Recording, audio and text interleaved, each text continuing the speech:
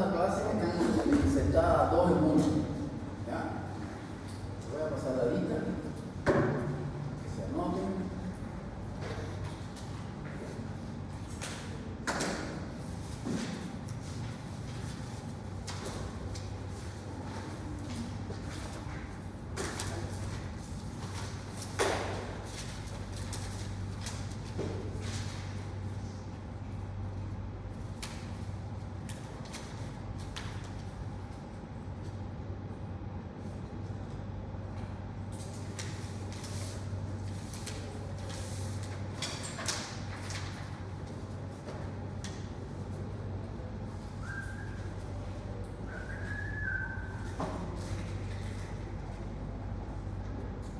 Hoy es la teórica del día 22.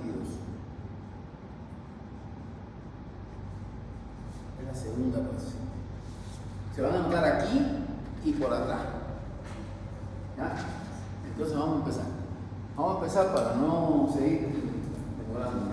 Por suerte, esta semana que pasó fue el examen para ustedes, la otra fue feria, pero las clases teóricas se dieron. Lo que no se pudo dar fueron las prácticas. Pero las prácticas esta semana vamos a ponernos al día todos. Así que no se preocupen por eso. No hay nada que no se vaya a resolver. Lo único que me preocupa es la asistencia a las teóricas y a las prácticas esta semana. ¿Ya? ¿Listo? Vamos a pasar la lista. Se van a anotar.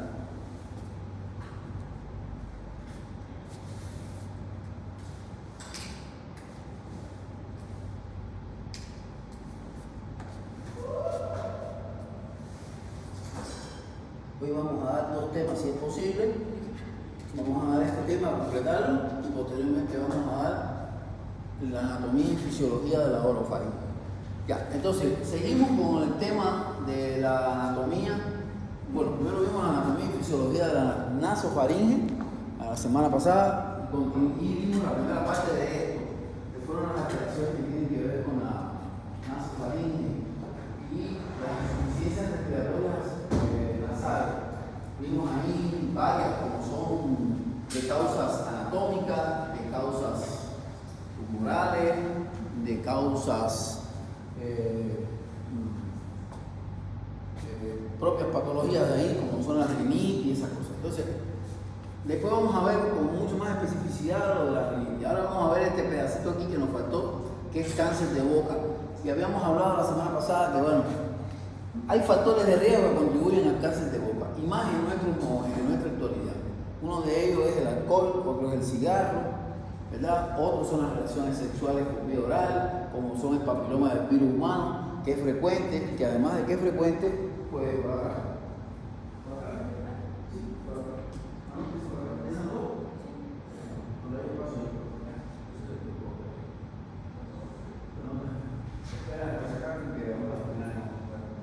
y bueno, también el acuñico aquí en Bolivia es una de las causas que tiene que ver con el cáncer de boca y de garganta.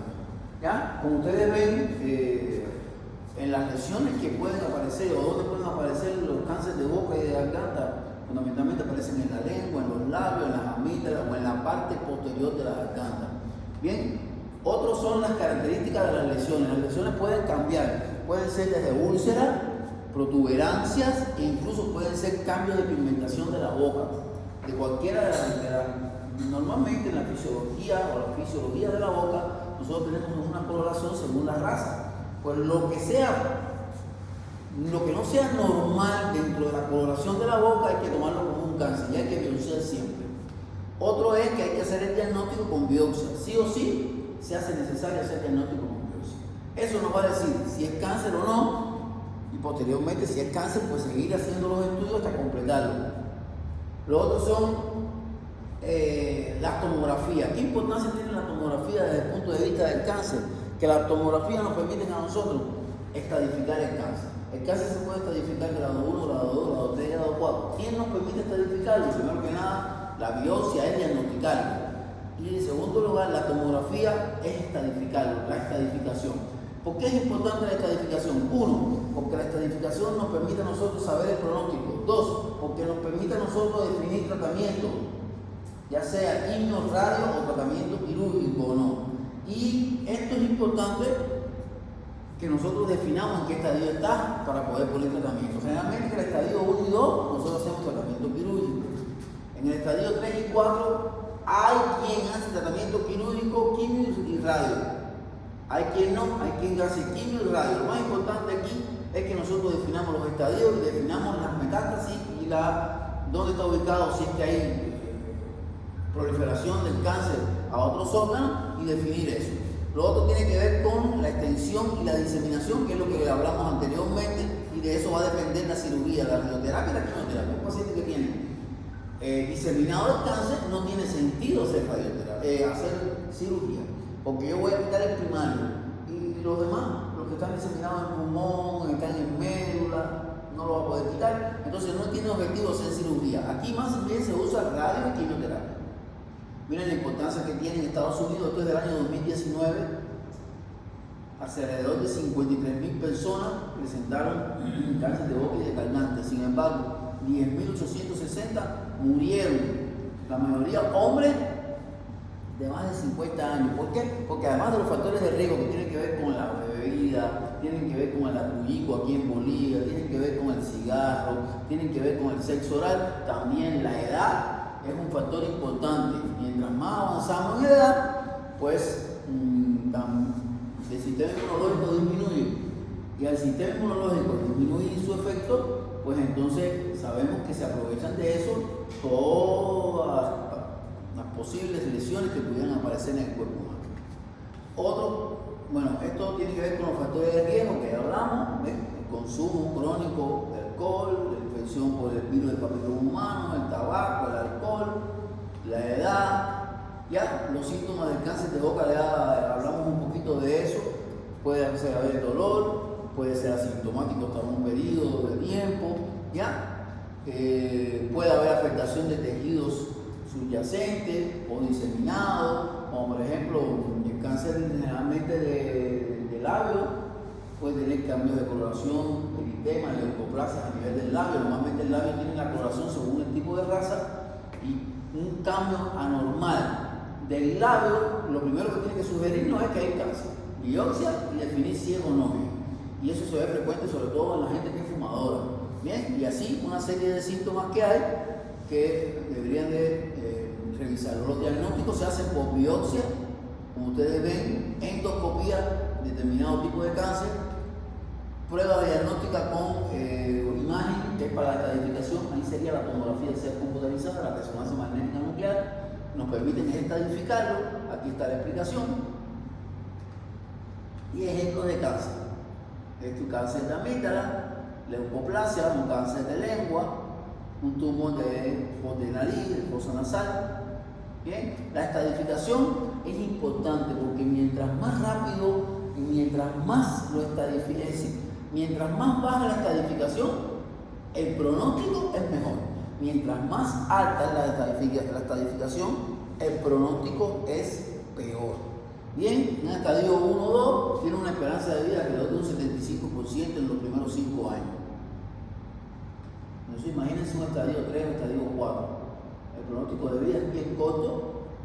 ¿Bien? Entonces eso es importante que nosotros tengamos en cuenta. La epístasis, ¿no vimos epístasis? No vimos epístasis. Entonces vamos a tocar otro tema que tiene que ver con la epístasis. Este tema es importante porque esto es muy frecuente en la práctica médica. Esto lo van a ver ustedes en cada una de las unidades de salud que vayan a trabajar. Por esto viene mucha gente a su consulta y ustedes tienen que saber manejarla. La epístasis, ¿qué cosa es? Es un sangrado por fosa nasal.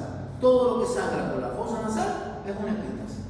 ¿Ya? Segundo, ¿es una urgencia? Sí, es una urgencia. ¿Por qué? Porque sangrar por la nariz puede conllevar a una depresión de volumen, porque hay pérdida de sangre, puede llevar al paciente, incluso si no se controla, al choque hipovolémico. 3. ¿A menudo es benigna? Sí, es benigna, pero puede comprometer la vida del paciente, porque puede choquear al paciente. Bien. 4. ¿Es alta frecuencia la epístasis?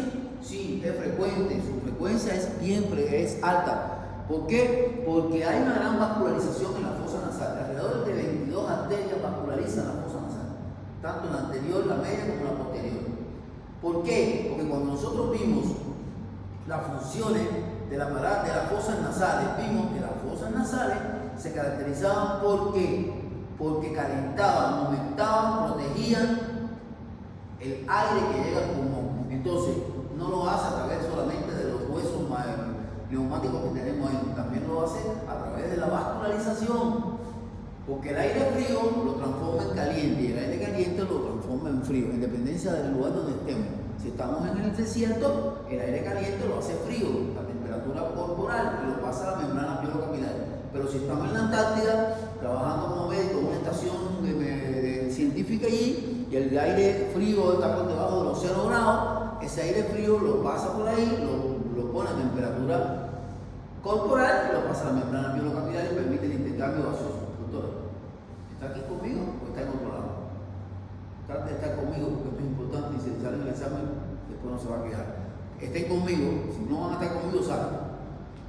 ¿Ya? Entonces, ¿es fácil de tratar? Sí, es fácil de tratar. Incluso se pueden hacer maniobras compresivas en el momento, lo van a ver después. Y el tratamiento final sería el taponamiento anterior o el taponamiento posterior y posteriormente, en caso que no resuelvan, la ligadura de la arteria.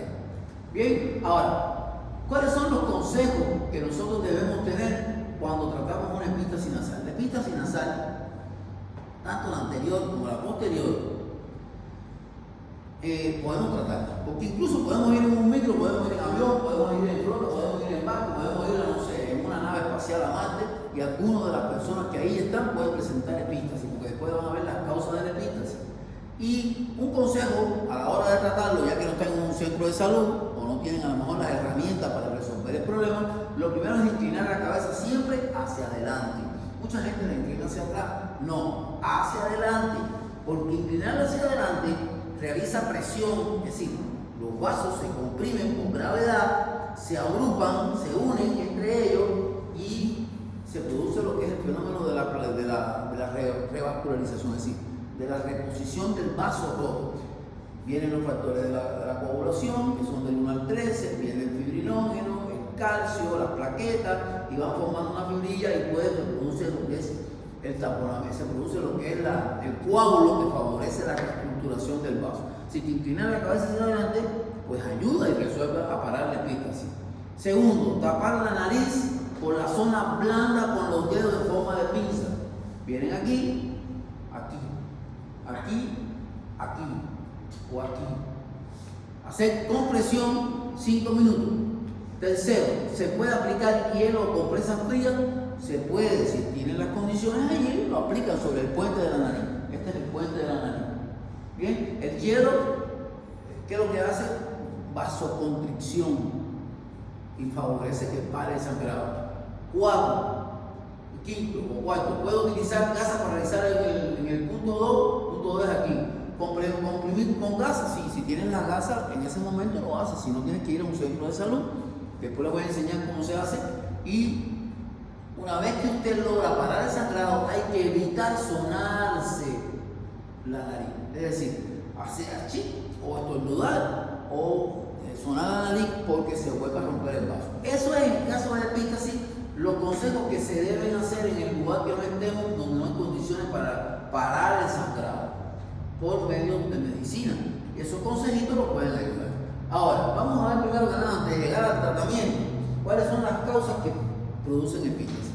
En medicina, la causa más frecuente, ¿ya se anotó? Sí. ¿Le pasó a su compañero? Sí. ¿Ya usted se anotó? Por favor, anótense.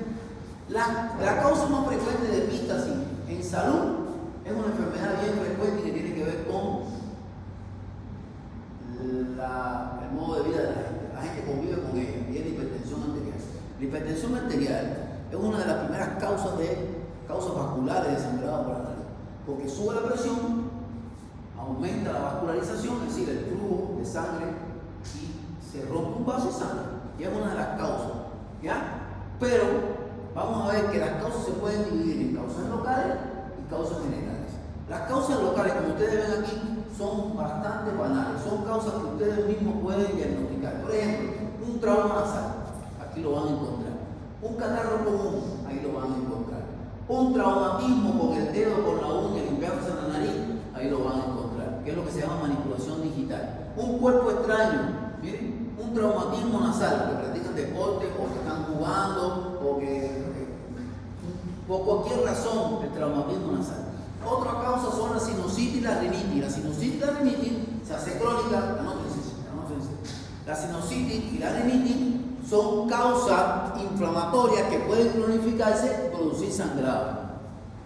Los inhaladores nasales, hay gente que usa mucho inhaladores nasales, uno porque tiene sinusitis, otro porque tiene rinitis, o tiene rinitis alérgica, o tiene rinitis crónica, o tiene rinitis de cualquier causa, y usa inhaladores nasales por mucho tiempo. Los inhaladores nasales producen sangrado. ¿Por qué? Porque se pierde la continuidad, es decir, se pierde la continuidad de la membrana por el efecto que tienen los corticoides, sobre todo porque los inhaladores son corticoides, como ven ahí, y puede sangrar. Otros son tumores y hemangiomas, que se ven con bastante frecuencia en la edad, en esta edad, sobre todo juvenil.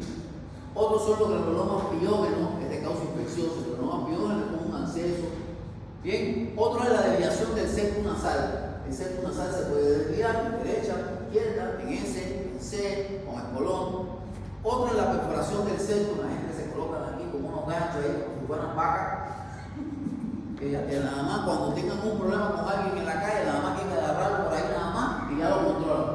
¿De verdad? Te controlan fácil. Cuando te encuentres con alguien que tengas un problema y tengas uno metido ahí, quítenselo, porque nada más la agarran por ahí y lo controlan. Le dicen, bésame, abrázame, quiéreme, agáchate, y ya por ahí lo controlan. Y eso sangra también. Pero además después van a ver lo que produce eso, porque tener una perforación de septum nasal hace que el aire caliente que sube, si es que ya no lo pasamos, que entra por una fosa nasal, que entra por la otra, se va por la ruptura del septum, entra por aquí, se va hacia el otro lado, entra por aquí, se va hacia el otro lado. Y eso genera una insuficiencia respiratoria nasal. Ojo con eso, no es que eso haya sido un problema de estética, ¿ya? Y esas zonas locales. Y también están dentro de las locales los que usan mucho aspirina. En Bolivia, en Brasil, en todos los países del mundo se usa mucho la aspirina. Porque la aspirina es un antiagregante plaquetario, se usa con el objetivo de evitar la agregación plaquetaria, evitar los trombos, sobre todo la gente que tiene problemas de tipo cardiovasculares, ¿verdad? Y sobre todo la gente que usa marcapasos, tienen una prótesis de válvula, también la toman. Entonces, los antiinflamatorios no esteroideos también lo toman mucho. ¿Quiénes toman antiinflamatorios no esteroideos todo el tiempo? Todos tomamos antiinflamatorios no esteroideos, todos. Incluso lo venden hasta por venta libre. Ibuprofeno, naproxeno, piroxicam, indometacina, meloxicam, hay millones de ellos. Y la gente lo compra. Uno, porque cuando tiene dolor de cabeza lo toma. Dos, porque cuando tiene un dolor muscular lo toma. Dos, tres, porque se te viró el cuello ahí en un momentico, y toma un antiinflamatorio y lo toma. Cuatro, porque van al gym y lo toman. Entonces, todo el mundo toma. Y eso también es causa de sangramiento nasal. Ya que si empiezan a tomar y ven que sangran, paren eso. ¿Y por qué es importante que nosotros conozcamos esto? Porque esa es la única manera que vamos a poder entender a nuestros pacientes cuando vengan a la consulta. Y hay que preguntarle todo esto. Todo esto para poder buscar la causa del sangrado. Porque no es solo buscar la causa del sangrado nasal. Es tratar de resolver el problema, pero no a corto plazo, poniendo un taponamiento o suturando una arteria. No. Es a largo plazo, que no vuelva a pasar. Y las causas generales están muy relacionadas sobre todo con factores que tienen que ver con la hemostasia. Hay una enfermedad que se llama Rendu-Orley y otra se llama von Willebrand, que son enfermedades que por suerte 1 de cada 100.000 personas padece la enfermedad, que son enfermedades que tienen que ver con los trastornos hemostásicos. Trastornos hemostásicos quiere decir trastornos de la coagulación. ¿Quién se encarga en el cuerpo humano de controlar o de manejar lo que es los factores de la coagulación? Nuestro hígado. Si nuestro hígado está mal y nosotros tenemos un trastorno de la coagulación, pues aparece también epístasis. Otros son los aires, como habíamos hablado, la aspirina, los anticoagulantes. En Bolivia, en Brasil, desde el río Bravo, norte de México, hasta la Patagonia, sur de Argentina, todos tenemos chagas, todos tenemos miocardiopatías dilatadas, todos tenemos muchas veces marcapasos. Y los anticoagulantes se usan para evitar que, si yo te coloco un marcapaso, te coloco ahí Un marcapaso es una pila aquí, un aditamento aquí, que tiene una pila que usa, suple la función del marcapaso normal del cuerpo, del corazón. Y te pongo eso, que eso va directamente al ventrículo, a la aurícula. Ahí hay un estímulo eléctrico que produce la pilita y hace que el corazón se contraiga. Y eso mejora la vida de la gente. Incluso la gente vive 10 años más de lo que iba a vivir. 20 años más si cambiamos la pilita, cada 10 años más o menos es el tiempo de vida.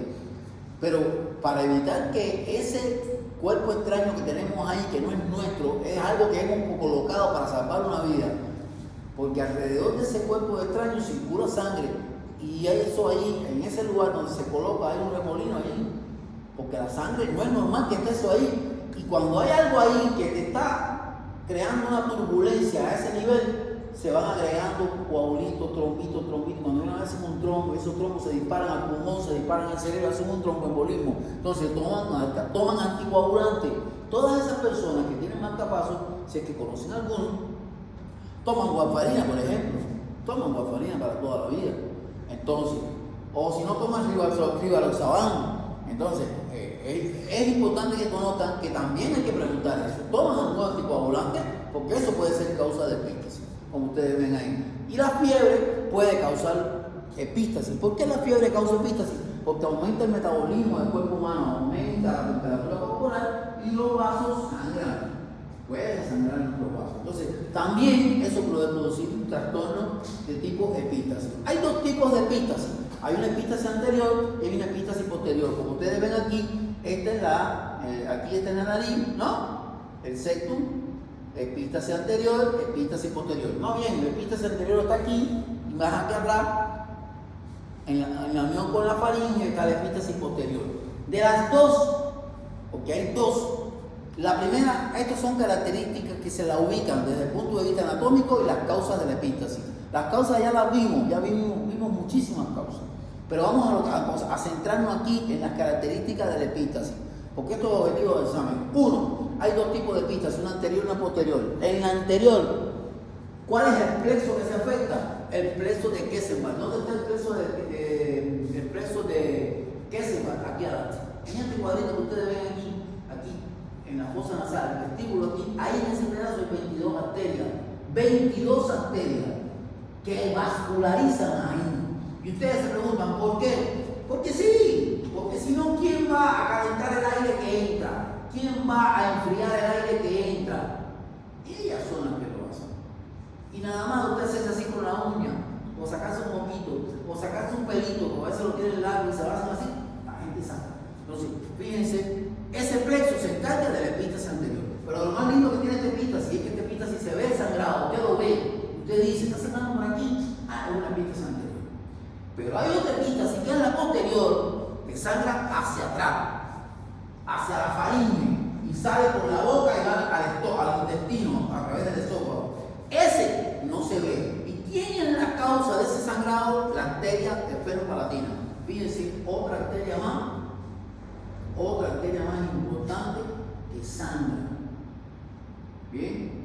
Ahora, esto, ¿por qué es importante esta comparación? Porque a veces en la epístasis posterior nosotros no sabemos si está sangrando el paciente, y a veces el paciente no se da cuenta que está sangrando, a no ser que esté sangrando y él escupa con sangre y usted esté buscando la causa de la sangre. A veces la sangre va a la tráquea, tosen y lo primero que piensan es que tiene tuberculosis. No, es que está sangrando la epístasis posterior. Ahora, otras veces no se dan cuenta, están tragando y hacen melena. Y ya andan buscando la melena en el estómago. ¿Por qué no lo buscan completo? Entonces, esto es una causa también de melena. Y la gente piensa que es el intestino, no es el intestino, es que está sangrando posterior. Entonces, si está sangrando posterior y usted no ve que está sangrando, y el paciente siente la sensación de sangre, pero sigue, y esto va sangrando, ¿qué pasa con el volumen? Empieza a caer la presión arterial, empieza a caer el volumen de sangre en nuestro cuerpo, y eso puede choquear al paciente, incluso lo puede matar. Esto es causa de shock hipovolémico. Bien. ¿Es más frecuente la anterior? Sí, en un 90%. ¿La posterior es más frecuente? No, en un 10% esto aparece menos. Gracias a Dios que es así. Porque la que vemos es esta y es más frecuente. Pero no quiere decir que la otra no se vea. La vemos en la práctica médica. Bien. Otro, en anterior es leve a moderada cuantía, sí. La posterior, la que no se ve, es, miren, moderada gran cuantía. Es decir, que la que no se ve, además de que no se ve y que produce hipovolemia y choque hipovolémico como más frecuente, no se ve. Entonces hay que tener en cuenta esto.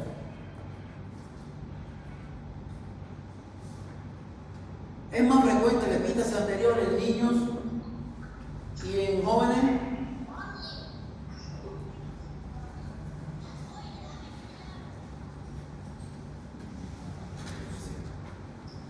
Que he dejado sin llave en mi casa a la gente, pobre eso.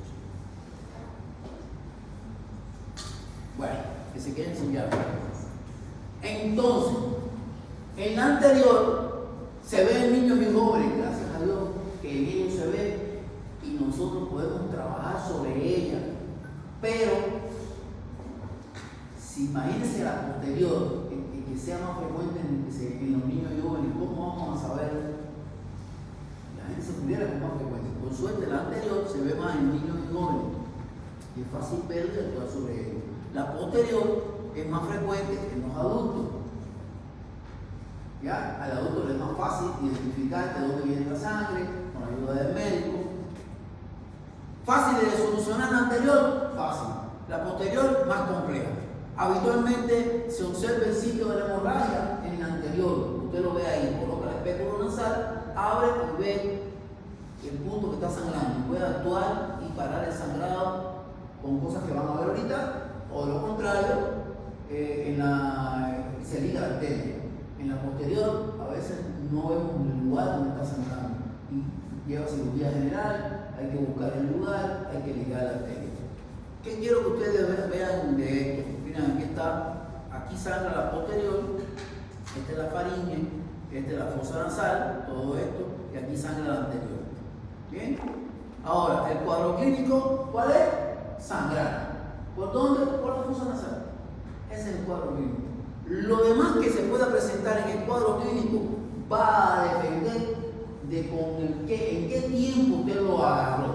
Si el paciente está sangrado y usted lo agarró a tiempo, se va a evitar que el paciente haga esto. Sudoraciones, mareos, náuseas y vómitos son característicos de hipovolemia,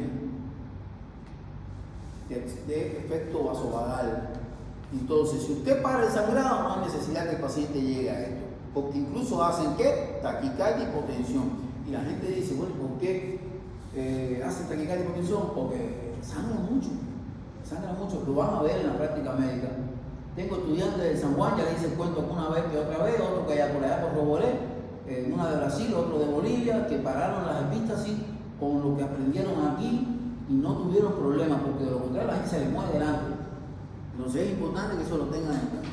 El diagnóstico se hace con la clínica, ¿bien? Por la intensidad, la forma clínica, la patogenia, buscando la causa.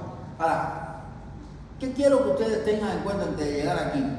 Que si usted tiene un paciente con epístasis, lo primero que usted tiene que hacer es trabajar sobre el parado del sangrado. Y en segundo lugar, buscar la causa del sangrado y trabajar sobre eso. ¿Para qué? Para evitar que el paciente vuelva a recidivar.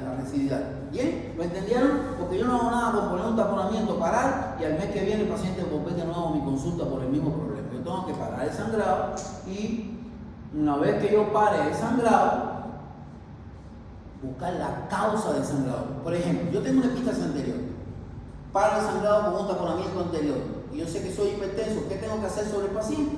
Trabajar sobre la hipertensión, controlar la presión. Porque si sigue sin tratarse la presión, si sigue sin tener un control sobre ella, va a seguir sangrando.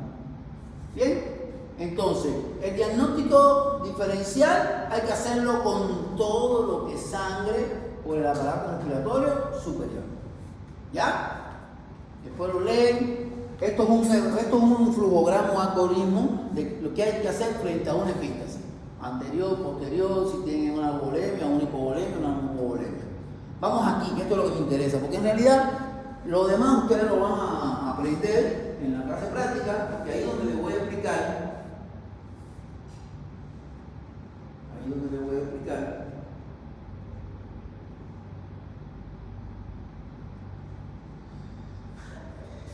ahí es donde les voy a explicar. Miren, hijos, ustedes son médicos generales. Ustedes no son médicos cirujanos, ni maxilofaciales, ni endocrinos.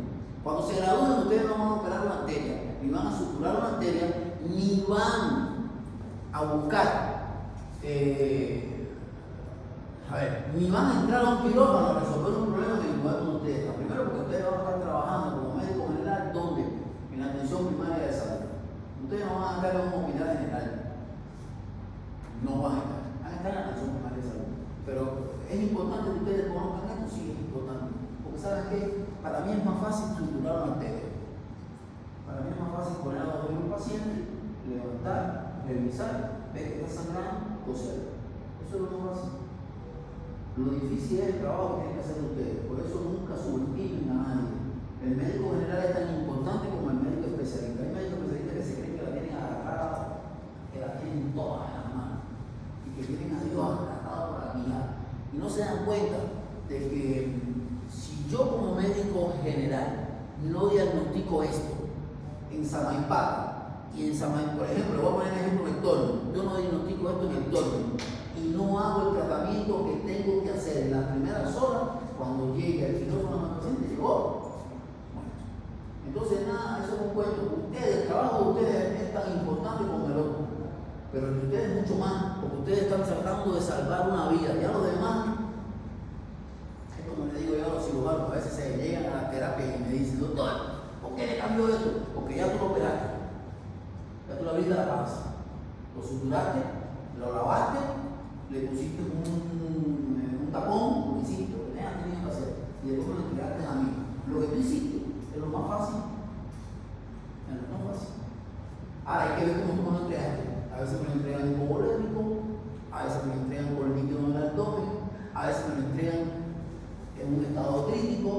Lo que me toca a mí es lo más difícil, porque lo fácil es meterte 3 horas, ponerle la cirugía, reparar, entre comillas, porque a veces reparan, trancan y a las pocas horas vuelven a sangrar, vuelven a reventar. Entonces, ¿quién tiene que mantener la vida del paciente para que vuelva a entrar las veces que vuelva a entrar? Este que está aquí.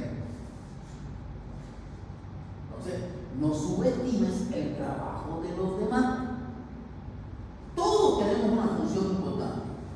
Tú abriste, suturaste, lo hiciste lo que tenías que hacer, extirpaste, no sé lo que hiciste. Después me lo entregaste a mí, soy el intensivista y yo te lo voy a garantizar la vida. Porque el problema no está en que solamente hacer eso, el problema son las complicaciones inmediatas después de la cirugía. Las inmediatas y las tardías que puede presentar el paciente. ¿Y quién se va a dar cuenta de eso? Yo, que soy el intensivista. Entonces, todos tenemos que trabajar en equipo. Es un problema de un equipo, donde todos tenemos un valor, todos tenemos que hacer lo que nos toca. Yo estoy en Samaipata con este paciente y empieza a sangrar por la nariz, ¿qué tengo que hacer? Apuñar. ¿Qué tengo que hacer? Un taponamiento anterior. ¿Qué voy a hacer a utilizar en el taponamiento anterior? En la clase práctica les voy a enseñar cómo se hace. Ahí, en ese muñeco que tenemos ahí, van a hacerlo y van a ver cómo se hace. Es simplemente utilizar gasa, lidocaína, un hilo de sutura, una pinza y taponear. Ahí les voy a enseñar. Y ahí van a aprender a hacerlo. Y les digo, aprendan a hacerlo. Porque hay un compañero de ustedes de Bolivia que ya el año pasado estuvo en San Juan, o este año estuvo en San Juan, principio de año, y otro que ya se graduó, que es Alina, que estaba en Roboré, y gracias a que ella hizo un taponamiento anterior, el hombre no se murió, porque fue el año pasado cuando estaban las quemas, que no se podía ni comunicar con la frontera con Brasil, ni se podía comunicar tampoco con Santa Cruz, porque estaban cerradas la carretera hacia Roboré por las quemas. Y el paciente tuvo ella que jamás se lo sabe qué quiere decir, comérselo, sabe qué cosa es, comérselo. 6 días en el cuerpo de guardia de emergencia con él, está poniendo. Si no se hubiera muerto. Entonces es importante que ustedes aprendan a taponear eso. Y no es difícil, es sencillo. Y nunca antes había hecho el taponamiento. Lo hizo aquí con el muñeco, lo hizo en el examen práctico y posteriormente, cuando se dio la oportunidad en el lugar donde estaba, lo hizo y sin problema ninguno. Bien, ahí van a aprender a hacer el taponamiento anterior. El taponamiento posterior se hace con otra cosa. Miren, esta es la nariz, la fosa nasal. Yo coloco la sonda Foley número 14 y 16, la que voy a colocar, esta es la faringe, esta es la coana, esta es la boca, esta es la oro, la faringe oral, la hipofaringe. Aquí yo coloco la sonda, insuflo la sonda, retiro y esa sonda vesical, en la clase práctica les voy a enseñar cómo se hace, se encarga, como está inflamado el balón, acuérdense que esta sonda vesical tiene dos lúmenes, un lumen para que saque el orine y un lumen para para inflamar el balón, porque este balón cuando va dentro de esto se pasa por la uretra, cuando llega a la vejiga el balón se insufla con 10 ml de solución fisiológica y después usted tiene que retirarlo. ¿Por qué? Porque ese balón es el que va a evitar que la sonda se le vuelva a salir. Entonces, esa sonda que utilizamos para pasar por vejiga, para buscar evacuación de vejiga, es la que se usa para hacer taponamiento posterior, porque no podemos con gasa llegar, la gasa allá atrás, no se puede. Porque además se traba la gasa, es un cuerpo extraño, sobre la mucosa se produce un proceso infeccioso, necrosis, y al final creamos más daño que problema, que solución. Entonces utilizamos en el taponamiento posterior una sonda de Foley, que allí van a ver cómo se hace. Se infla el balón, se hace presión hacia abajo, y esa presión hacia abajo y se fija aquí, es la que hace que ese balón que esté inflamado actúe sobre la mucosa y haga como efecto de un vendaje compresivo y presione. Y eso para el sangrado. Lo van a ver allí en la clase práctica. Ahí lo tienen. El quirúrgico es ligar la arteria. Es ligar, no hay de otro. Tengo mi amigo que es del seguro Cine, tiene que ver con control social. Estuvo 9 años con un problema de epístasis posterior. 9 años. Le hicieron de todo: taponamiento posterior, taponamiento anterior, doble taponamiento, todo. Hasta que al fin se deciden hacerle ligadura de la arteria. Pero antes había tenido hemoglobina en 4 y llegó a bajar. Porque va sangrando, poco a poco, y cuando viene a ver, baja demasiado. Entonces, fíjense la importancia que tiene esto. ¿Bien?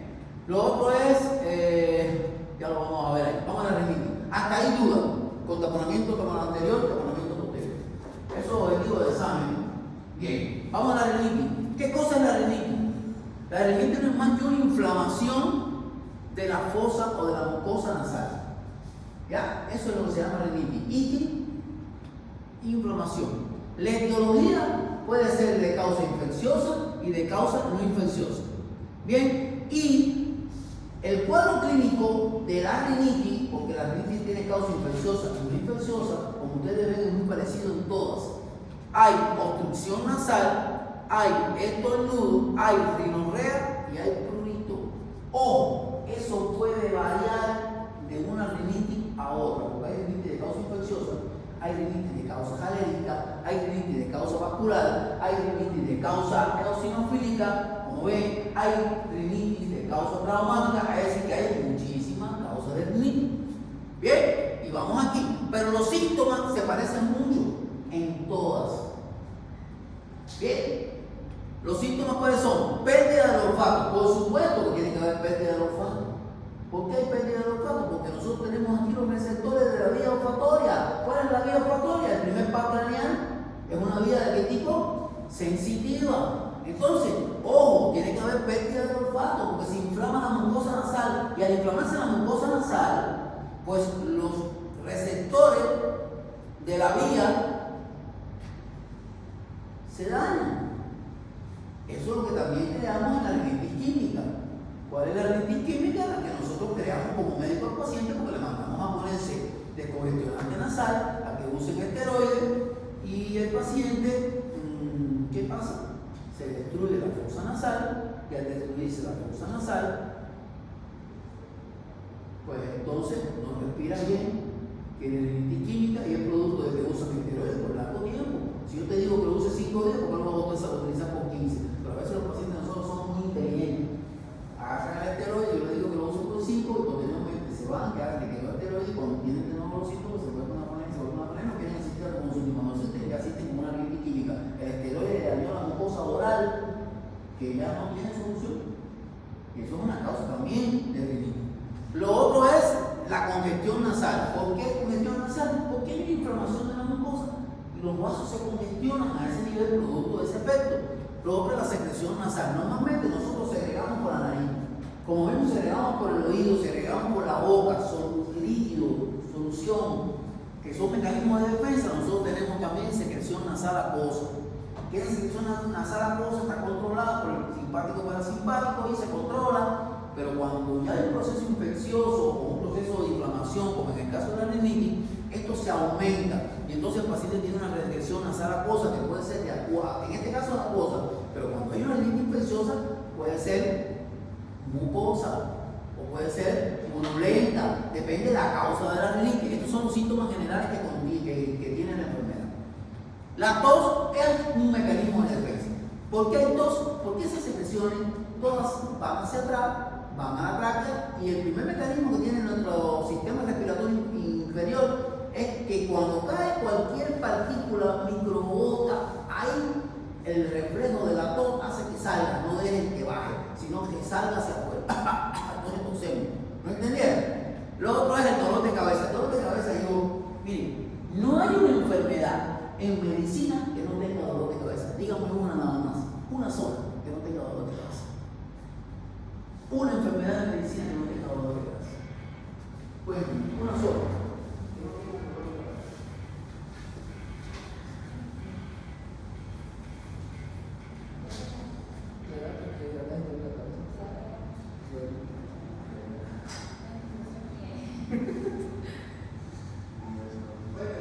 Una sola patología en medicina que no tenga dolor de cabeza. Dígame una. ¿La diarrea? ¿La diarrea? No, estás equivocado. Tú no sabes que la diarrea, los primeros días te da síntomas, pero si tú no te controlas la diarrea, te deshidrata.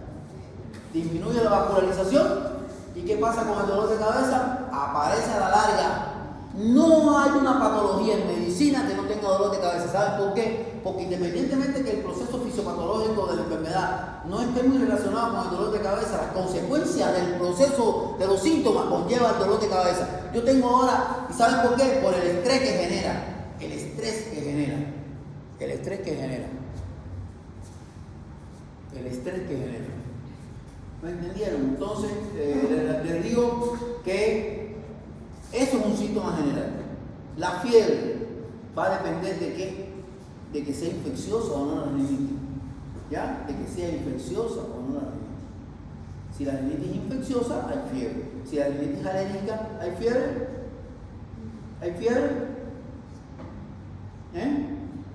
No hay fiebre, la rinitis alérgica no es infecciosa, es por el producto de polen, de ácaro, etcétera, etcétera. No tiene nada que ver con proceso infeccioso. Lo otro son los tipos de rinitis aguda. Hay una rinitis que se llama vestibular, que esta rinitis vestibular se caracteriza porque hay una foliculitis, hay forúnculo, un impétigo a ese nivel que genera todo esto, secundario a un estafilococo que produce esto, que al fin produce esto. Cuando hay dolor, fiebre, tumefacción, rubor son signos inflamatorios de la nariz. Hay rubor, tumor, dolor y calor a ese nivel, por un proceso infeccioso. ¿Ya? El tratamiento es limpieza y antibiótica terapia con tópicos en crema o a ese nivel. Complicaciones puede haber, ¿no? Tromboflebitis del seno cavernoso. Todo lo que aquí suceda puede producir una tromboflebitis del seno cavernoso, ¿verdad? Y complicaciones posteriores. La otra es la rinitis aguda inespecífica, o también conocida como catarro común o rinitis aguda catarral simple. ¿Ya? Entonces, aquí, esto se ve frecuentemente por virus, no por bacteria. La de arriba por bacteria, la de abajo más frecuente por virus, aunque no quiere decir que no se complique. ¿Ya? Que no se complique. Esta se puede complicar con virus, es una causa viral la más frecuente, y posteriormente, si no se trata bien, puede aparecer un estafilococo, ¿verdad? Una complicación bacteriana, y bueno, aparece que astenia, todo lo que lleva a la infección o a la complicación. Astenia, anorexia, sequedad bucal, sequedad nasal, fiebre, obstrucción, etcétera, etcétera. Posteriormente, el diagnóstico diferencial se hace con rinoscopía y rinoscopía posterior de otras patologías que se parezcan a la rinitis aguda. Por ejemplo, la inflamación de los cornetes es una causa. las adenoides es una causa. Entonces usted tiene que hacer diagnóstico diferencial. Atiendan acá y no se sigan riendo y sigan en su jodera, que esto es objetivo de examen. Y si quieren conversar y eso, joven, puede salir, igual que ustedes dos pueden salir. ¿Ya? Pueden salir. No se disocien, ni disocien a los demás. Pueden salir. ¿Ya? Ahora, el tratamiento de la rinitis aguda catarral es un tratamiento sintomático. Si se complica, ya entonces sí lleva un tratamiento antibiótico. Porque se puede complicar con esta flor. Bien, las complicaciones son rinorrea, es decir, rinorrea purulenta con contaminación bacteriana, ¿ya? Alergias, otitis. Acuérdense que la comunicación que hay, no hables más. Te voy a sacar. Tercera vez que te lo digo. Llegas tarde y te pones a disociar, te voy a sacar. Ustedes ya tienen pelitos allá abajo y son grandecitas ya.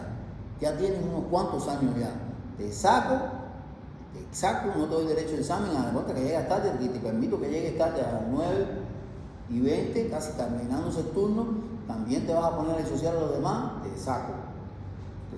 Yo, a mí no me gusta increparlos a ustedes, porque yo honestamente soy alérgico a eso.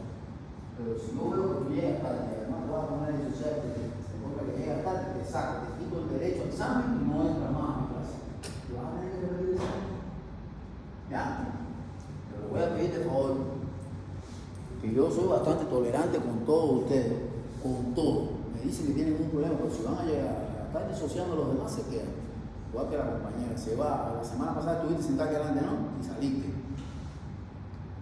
En la primera clase. Te fuiste, así no sé cuántos minutos. Vuelve de nuevo la misma historia. Lo voy a sacar y se van a ir y van a repetir la asignatura. Bueno. Entonces, la rinitis alérgica. La rinitis alérgica, esto es lo más frecuente en la práctica médica. ¿Por qué? Porque ¿cuántos asmáticos no tenemos en la vida que vemos en la comunidad? Hay muchísimos asmáticos. Y mucha gente que vive constantemente así. ¡Achí! Y que padecen de alergia, una rinitis atópica. ¿Y por qué? ¿La causa cuál es? No es infecciosa, no es bacteriana, no es por hongo.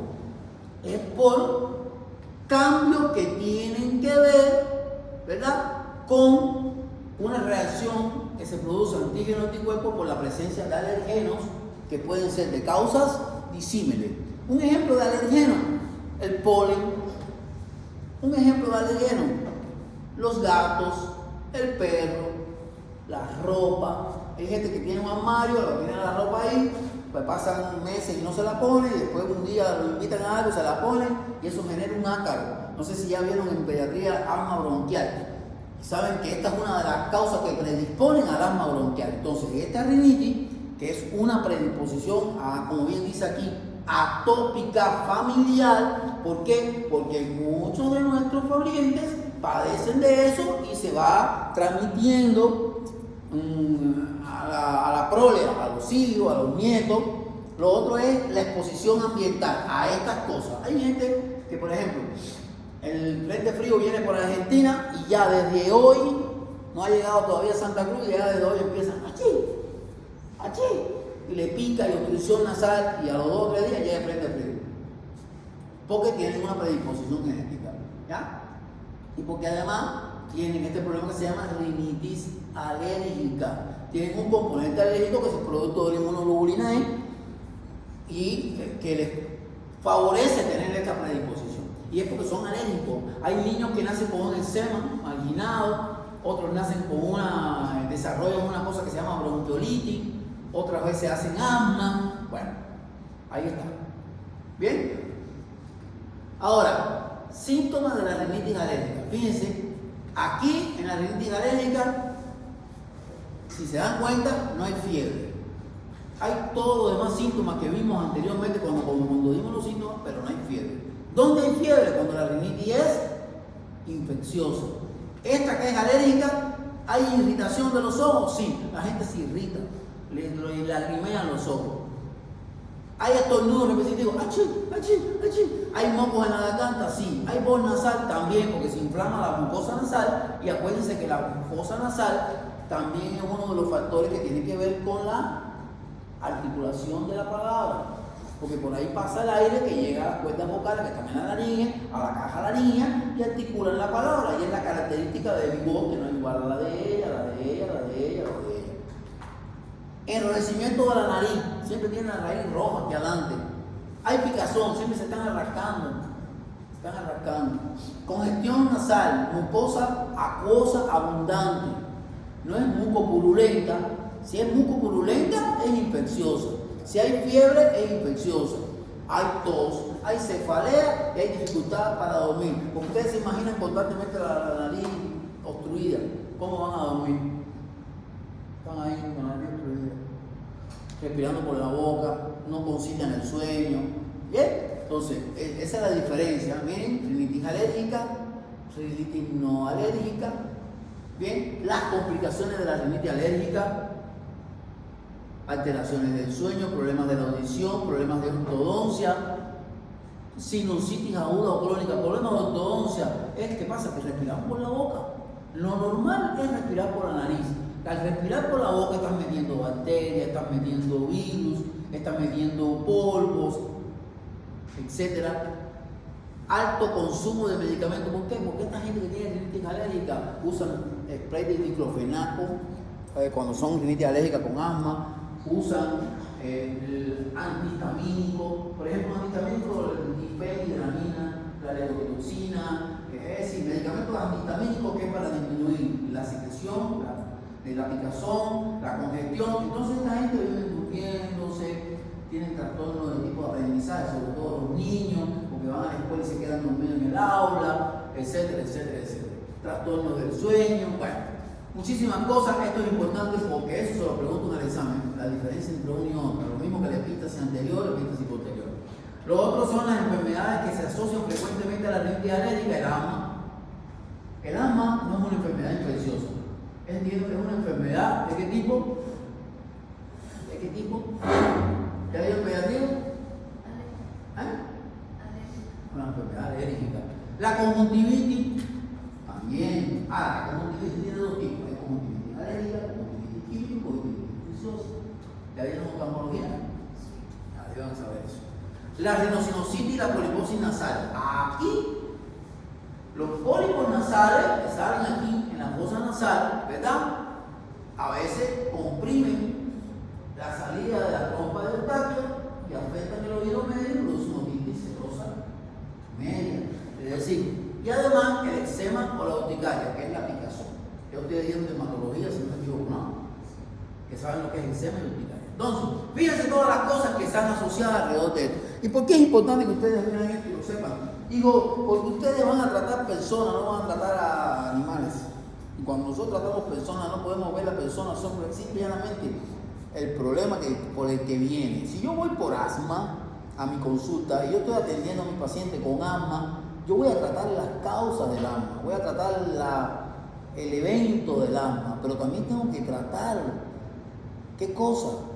Todo lo que está relacionado con mi paciente. Tengo que verlo desde el punto de vista integral. Usted tiene antecedentes en la familia de asma. Usted tiene en qué condiciones vive, qué alimentos come, qué ropa, cómo usa su ropa, cómo lava su ropa. Todo eso es importante porque la crisis de asma se desencadena, igual que muchas de las rinitis, de todas alérgicas, producto de ácaros que están ahí. ¿Han visto alguna vez un ácaro? Es un bichito redondito más o menos que tiene alrededor de 200 patas, que es microscópico y que están ahí y se meten en la mucosa y hacen una reacción antígeno-anticuerpo y aparece. Por eso es que esta gente siempre tiene alto la inmunoglobulina E. Acuérdense que hay 4 tipos de inmunoglobulina: la A, la M, la G y la E. La A, la M, la G y la E. Y la M es la que siempre se ve en los procesos agudos, inflamatorios, infecciosos. Y la M es la respuesta a ese proceso cuando ya está desapareciendo. Por ejemplo, en el caso del dengue, la primera inmunoglobulina que aparece, ¿cuál es? La M. ¿Y por qué? Porque estamos en la fase aguda del dengue, estoy en la etapa aguda del dengue. Pero cuando el dengue está curando, ¿qué hace la M? Cae. ¿Y qué hace la G? Aparece. Porque la G, ¿qué cosa es? La G es la respuesta de mi organismo inmunológico al virus del dengue. Pero la G es la más es la que me va a decir a mí el año que viene, hay 4 tipos de hilos de dengue, me va a decir el año que viene, cuando me quiera agarrar el virus 1, le va a decir al virus 1, no, ya tú no puedes estar aquí, porque ya yo te conozco a ti y yo tengo defensa contra ti. ¿Qué le agarra el virus 2? Cuando tengan los 4 virus, tu organismo está preparado para defenderse contra los 4. Porque es la memoria inmunológica que genera eso. Cada infección en nuestro cuerpo, para todos los procesos infecciosos guardan una memoria inmunológica para que cuando vuelva a aparecer el proceso, nosotros podamos defendernos desde el punto de vista de los mecanismos que tenemos en nuestro cuerpo. Porque hay mucha gente que cura sin necesidad de antibióticos y sin necesidad de otra cosa que no sea medicina natural. Y es por eso, porque tienen una buena respuesta inmunológica. Vamos aquí. Ojo, porque esto también se lo pregunto en el examen. Resfriado común y rinitis alérgica. La diferencia entre una y otra. Esta, dolor de garganta es común en el resfriado común. Claro que el dolor de garganta es común. En el resfriado común los síntomas aparecen después de la infección, sí, porque yo en el resfriado común tengo que estar en contacto con el virus y posteriormente, unos días después, aparece la infección. Puede durar de 3 a 7 días, sí. La nariz gotea con secreción acuosa, no, es amarilla, puede ser espesa. Puede incluir dolores del cuerpo, sí, mialgia puede tener resfriado común, si no cuando ustedes se enferman con fiebre, con catarro, no le da dolores en la articulación, no se quieren mover, tienen moquitos verdes, amarillitos por ahí. ¿Hay ojos llorosos y picazón? No, en el resfriado común no lo hay, porque esto es una causa infecciosa. ¿Puede producir fiebre leve? Sí, puede producir fiebre leve. Lo contrario aquí. En la rinitis alérgica, el dolor de garganta no tiene por qué tener. Dolor articular no tiene por qué tener. Fiebre no tiene por qué tener. Porque no es infeccioso. Y la fiebre es una respuesta inmunológica a un proceso infeccioso. Aquí es lo contrario. Es un alergeno que desencadena esto y aparece qué cosa, mírenlo aquí, y aparece qué cosa, síntomas muy parecidos. Lo que pasa es que aquí la secreción acuosa es blanca, fina. Aquí es amarilla, verdosa. Fíjense la diferencia. Los ojos pican, porque es alérgica. No hay fiebre. Ojo con eso y ojo en la práctica médica con eso. Porque van a haber niños, van a haber adultos con esto. Y si usted trata mal esto, a una rinitis alérgica, usted le coloca tratamiento antibiótico, no está haciendo nada. Y a una rinitis, ¿ya? Entonces, esto es lo mismo, ¿sí? ¿Sí? Dime. Según la duración puede ser intermitente, déjame el mensaje, intermitente o persistente. ¿Ya? Intermitente o persistente, mírenlo aquí. Según la diferencia, pues en los días, según los días de la semana. Aquí, según la gravedad, puede ser leve, puede ser moderada o puede ser grave. ¿Bien? Los métodos diagnósticos de la rinitis alérgica, ojo, hijo, lo más importante en esto es la historia clínica. Si usted no tiene una buena historia clínica, usted confunde el asma con una rinitis, confunde la rinitis alérgica con una rinitis química, confunde una bronquiolitis con un asma. Ustedes ya vieron pediatría y saben perfectamente que la primera crisis de asma en un niño se puede confundir con una bronquiolitis. ¿Lo saben o no lo saben? Los que vieron pediatría y aprovecharon. Y saben que lo primero que hay que hacer frente a una primera crisis de asma en un niño es, ¿qué cosa? Una buena historia clínica. Porque esa es la que nos va a decir a nosotros si esto es asma o es bronquiolitis. Y si hay un componente alérgico importante en la familia y hay antecedentes en la familia de esto, lo más probable es que esto sea asma. En el caso de eso, en ese caso, si aquí hay un componente importante de rinitis alérgica en la familia, lo más probable es que sea una rinitis alérgica. Ahora, ¿qué pruebas hacemos? Pruebas cutáneas. Las pruebas cutáneas nos van a ayudar muchísimo. Yo no soy muy, así honestamente le digo, yo no soy muy cariñoso con las pruebas alérgicas. No me gustan, nunca me han gustado, porque mucha gente le hacen pruebas alérgicas y dan reactivo a todo, reactivo al polvo, reactivo a los alimentos, reactivo, y de qué va a vivir la gente. Y al final le cambias de ciudad, Estás viviendo en una ciudad caliente, lo puedes en una ciudad fría y la gente mejora. Lo cambias de una ciudad fría a una caliente y la gente mejora. Entonces, o empeora en dependencia de cada situación. No soy muy amante de las pruebas alérgicas, pero no dejo de entender de que son muy importantes y he visto muchos niños que le han hecho pruebas alérgicas, a partir de ahí le han hecho vacunas para mejorar esto, para mejorar este cuadro y han mejorado milagrosamente muchos de ellos. Otros no han hecho nada, otros han empeorado. Así que a partir de esas pruebas alérgicas, sabemos qué cosas alérgicas, se crean vacunas y se les ponen esas vacunitas y han mejorado mucho. Mucho de verdad que lo he visto que es así. Lo otro es la determinación de IgE total y específica. Cuando usted determina inmunoglobulina E en sangre va a estar alta, siempre va a estar alta. Entonces, si está alta, esto nos dice qué es esto. Y lo otro es prueba de exposición nasal conjuntiva. Esto es coger un alergeno, ropa de su casa, de su cuarto, un ejemplo.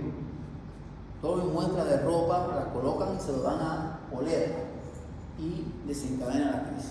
Bien, entonces ojo con eso. Bien, tratamiento, evitar los alergenos. No me voy a demorar más porque ya tienen que irse, pero ojo con el tratamiento. Ojo con eso. Bien, vean esto, es importante esto. Yo puedo tratar la causa de la rinitis, pero lo más importante es que nosotros lo veamos integralmente al paciente. No es solo tratar la causa, hay que tratar también las condiciones donde vive. ¿Y cómo yo sé las condiciones cómo vive? Porque yo voy a ser el médico de la familia de ese paciente. Y a lo mejor aquí en Bolivia no le dan mucha importancia, en algunas partes de Brasil, pero en el mundo entero, hoy por hoy hay un especialista que se llama médico de la familia. En España, en Europa, hay muchos médicos que se especializan en médicos especialistas de medicina general integral, que son los llamados médicos de la familia. Son los médicos que van a las casas, ven a los pacientes, saben cómo viven, qué condiciones tienen, y van modificando todo, el tratamiento del paciente y el tratamiento del médico que lo rodea. Así que ojo con esas cosas. ¿Ya? Se quedaron falta todo esto.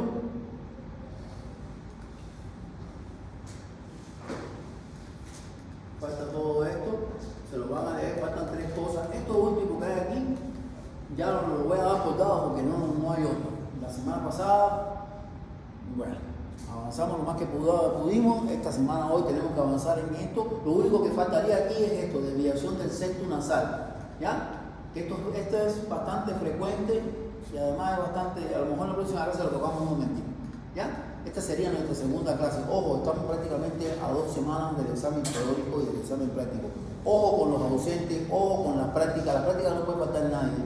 Todo el mundo tiene que ir a la práctica porque esta semana vamos a dar muchas cosas importantes que son para el examen práctico. Ojo con los que no vienen. No quiero tener problemas con nadie. Ya, por favor, mis queridos, estudien. No se sientan aludidos. Si van a venir, vengan a aprender. Pero si no van a venir, mejor no vengan. Si no van a venir a aprender. Me llaman y dicen, doctor, no puedo, me siento mal, no tengo ganas de venir. Ya, yo le digo, está bien. Bien, nos vemos entonces en la clase práctica. No sé si será hoy o mañana. Creo que es mañana, ¿no?